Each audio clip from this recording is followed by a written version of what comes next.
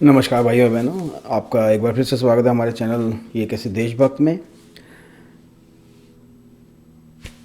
तो जी, जैसा कि आप लोग जानते हैं कि हमारे देश की राजनीति का स्तर इस हद तक गिर गया है कि हमारे देश के जो नेता हैं,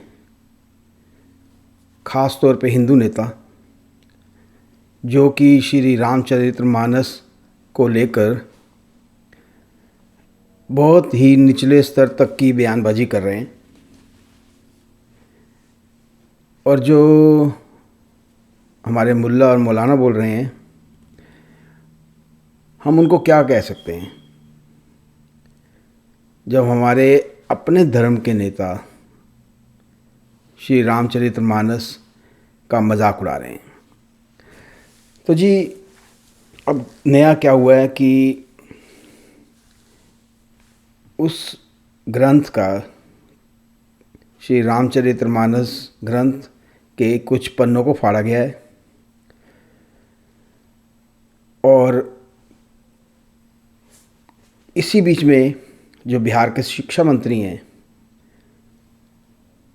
चंद्रशेखर जी, उनका एक ऑडियो लीक भी हुआ है जिसमें कुछ आपत्तिजनक बातें सुनाई दे रही हैं। तो इसी बात पर डिबेट चल रही थी। तो आइए मैं आपको दिखाता हूँ कि हमारे नेताओं का स्तर कितना गिर चुका है। अब वो जातिवाद की राजनीति करेंगे सिर्फ 2024 के इलेक्शन के लिए, कि किसी तरह से बीजेपी को हरा दें, मोदी को हरा दें। पर मोदी तो एक विचारधारा बन गई है, उनको तो हराना अभी मुश्किल ही लग रहा है। इस डिबेट में रिजवान भाई भी बैठे थे, उन्होंने भी अपने विचार व्यक्त किए हैं। तो आइए चलिए देखते हैं वीडियो को। तो आइए शुरू करते हैं वीडियो को। नावल का एक एडिशन मिल गया किताब का। जी जी। हम कहे थे लक्ष्मण यादव ने, जो है वो यूपी वाले यूनिवर्सिटी प्रोफेसर। जी जी। आप 100 बरस पुराना खोजिए, अगर मारना ही होगा। जी इस ढंग से बोलने से ना लोग नाराज नहीं होगा, जो भगवान को तो बचा के चलिएगा ना, क्योंकि हिंदू समाज है। जी जी। हार्ड लाइन लीजिएगा तो लोग गुस्सा हो जाएगा। हम लेते भी नहीं है उस ढंग से, इसलिए हम रामचरितमानस के जो अंश है उस पर हम चर्चा किए हैं। हम भेजते हैं अभी आप उदय बाबू को, प्रोग्राम बनाएंगे, प्रोग्राम बनाएंगे। राम को सिमरतल्ला भी देखना है। देखिए ब्रजलाल जी, ये आपकी जो तो ये जो स्टेटमेंट थी आपने अभी सुनी, ये शिक्षा मंत्री बिहार के चंद्रशेखर जी की फ़ोन पे बातचीत चल रही थी, वही ऑडियो लीक हुआ है। अभी इसकी पुष्टि नहीं हुई है, लेकिन कह रहे हैं वही ऑडियो वही है ये। तो अब आइए विचार सुनते हैं लोगों के, और मैं आपको बाद में बात करता हूँ वीडियो के बाद। आपका जो खेल है इसे देश अच्छी तरह समझ चुका है। आप मुसलमानों के नाम से लोगों को डरा के आप अपना उल्लू सीधा करना चाहते हैं। आप हिंदुओं के 95% आबादी को गुलाम बना के रखना चाहते हैं, उन्हें अधिकार नहीं देना चाहते। आपने आरक्षण आधा कर दिया है। आपने आज ओबीसी के लोगों को नौकरी नहीं मिल पा रही है, आपकी सरकार की नीतियों की वजह से, साजिशों की वजह से। ये एमवाई की जो बात कर रहे हो आप, रामचरितमानस में या मनुस्मृति में किसी मुसलमान के खिलाफ तो कुछ लिखा नहीं है। जो लिखा है हिंदुओं के खिलाफ लिखा है, और स्त्रियों के खिलाफ लिखा है। स्त्रियों के खिलाफ तो इतनी अपमानजनक बातें लिखी हैं कि स्त्रियां, चाहे उनका पिता हो, पुत्र हो, भाई हो, सुंदर पुरुष देखते ही उस पर मोहित हो जाती हैं। क्या आप इसका समर्थन करेंगे? क्या ऐसी चीजों का विरोध नहीं होना चाहिए? क्या धर्म के नाम पर, पाखंड के नाम पर हम इन अपमानजनक बातों को सहते रहेंगे? अब लोग जाग चुके हैं, जागरूक हो चुके हैं, पढ़ चुके हैं, शिक्षा ग्रहण कर चुके हैं। अब आपके बहकावे में आने वाले नहीं है। एजेंडा ये दिखता है। शुक्रिया। देखिए, आपने अपनी ओपनिंग बाइट में बोला डिवाइड एंड रूल। ये डिवाइड एंड रूल नहीं है, ये डिवाइड एंड डिस्ट्रॉय है। ये लोग अपने आप को रूल करने के लिए तैयारी नहीं कर रहे हैं, ये गंभीरी नहीं है। ये अपने आप को डिस्ट्रॉय करने के लिए रोज षड्यंत्र रचते हैं। स्वामी प्रसाद मौर्य जी जब सपा में आए थे तो उनका मुझे बयान याद है कि 55 सीटों पर जहां मेरा असर है, भाजपा का सुपड़ा साफ करवा दूंगा। बाकी क्या हुआ ये इतिहास गवाह है। अब 2024 के लिए ये एक आखिरी प्रयास है आखिरी प्रयास कि किसी तरह से कोई एक रिफ्ट, एक विवाद खड़ा हो कि थोड़ा बहुत वोट हमको मिल जाए। जो लोग आज ये बात कर रहे हैं कि दलितों को इंसाफ नहीं मिला, उसको इंसाफ नहीं मिला, हमारे सपा के साथी भी हैं। जब गेस्ट हाउस में सुश्री मायावती को जूतों से मार रहे थे तो तुम्हें शर्म नहीं आई कि एक दलित महिला का ऐसा अपमान कर रहे हो? गेस्ट हाउस कांड। और आज बात करते हो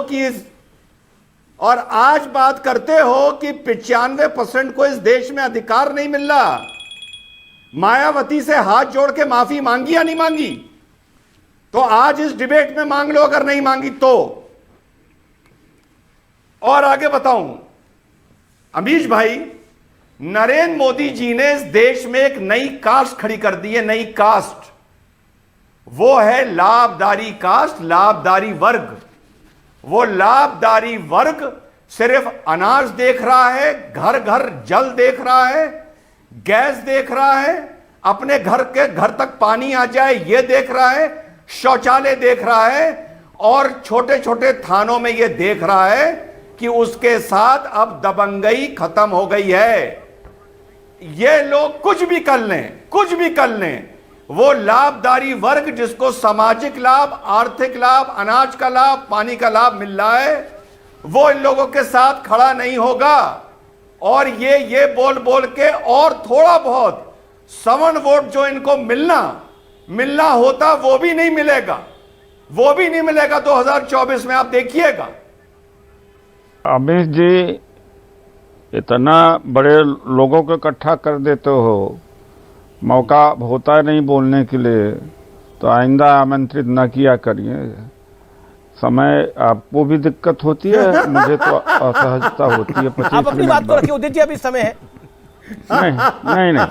नहीं, बात यह है कि रिजवान भाई अपनी हंसी नहीं छोड़ेंगे, चाहे डिबेट कैसी भी चल रही हो, सीरियस हो या कैसी भी, इनकी हंसी आ ही जाती है।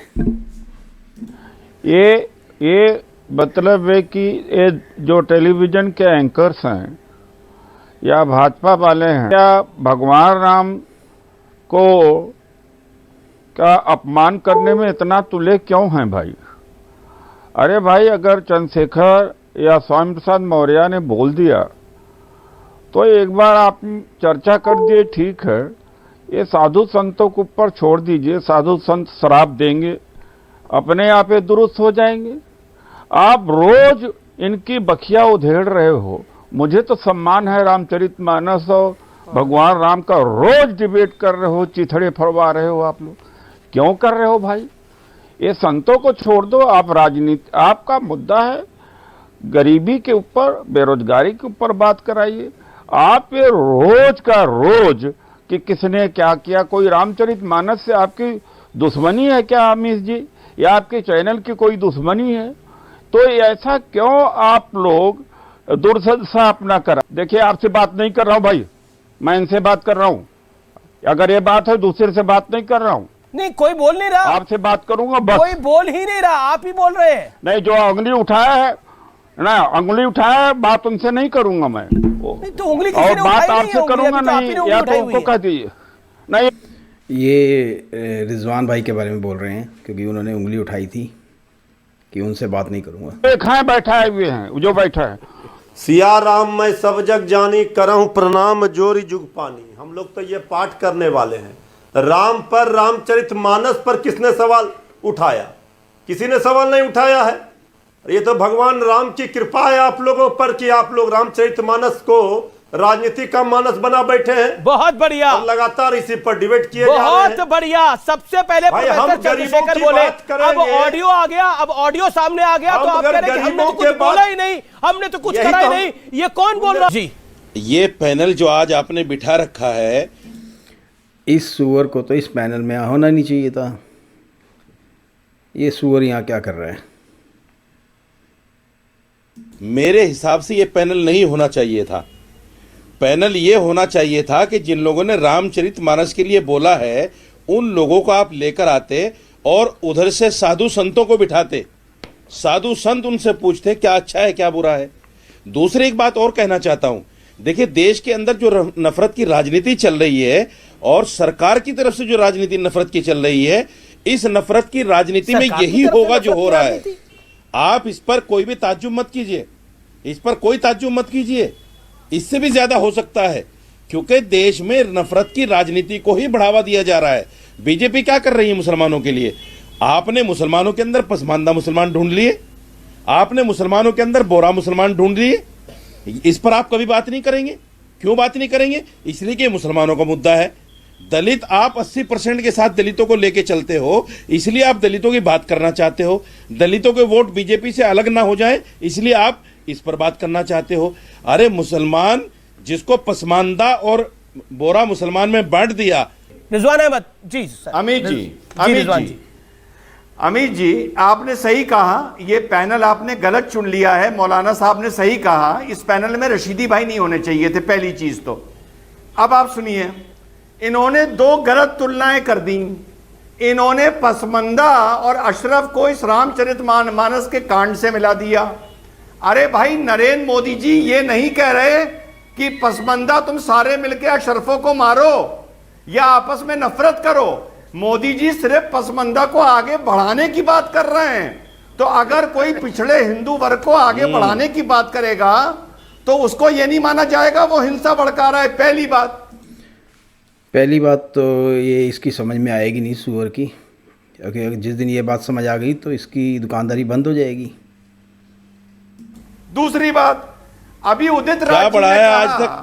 क्या बढ़ाया आज तक? साधु संतों पे छोड़ दो। कुछ बढ़ाया आज तक?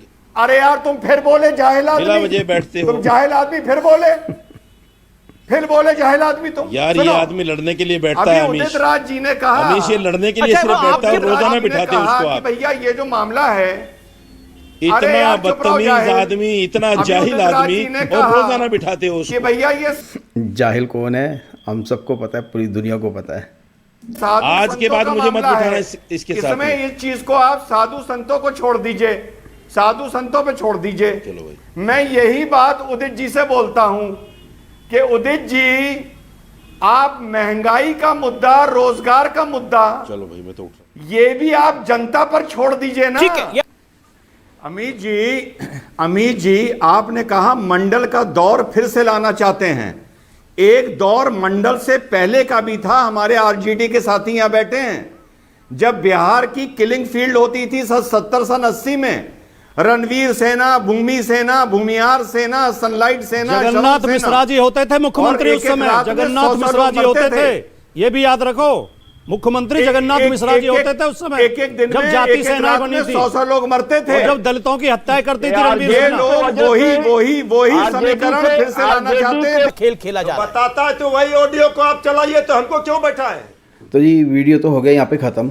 तो कैसा लगा आपको ये वीडियो, प्लीज़ मुझे बताएं, और चैनल को लाइक करें, सब्सक्राइब करें, शेयर करें वीडियो को। और जाते जाते मैं आपको बता देता हूँ कि श्री रामचरितमानस के पन्नों को फाड़ने के जुर्म में, आरोप में 5 लोगों को गिरफ्तार कर लिया गया है। और जो बिहार के शिक्षा मंत्री चंद्रशेखर जी हैं, उन पे भी FIR दर्ज हो गई है।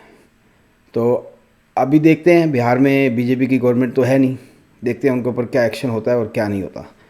तो प्लीज़ चैनल को सब्सक्राइब करें, वीडियो को लाइक करें, शेयर करें। मैं आपको मिलता हूँ अगले वीडियो में, तब तक के लिए नमस्कार।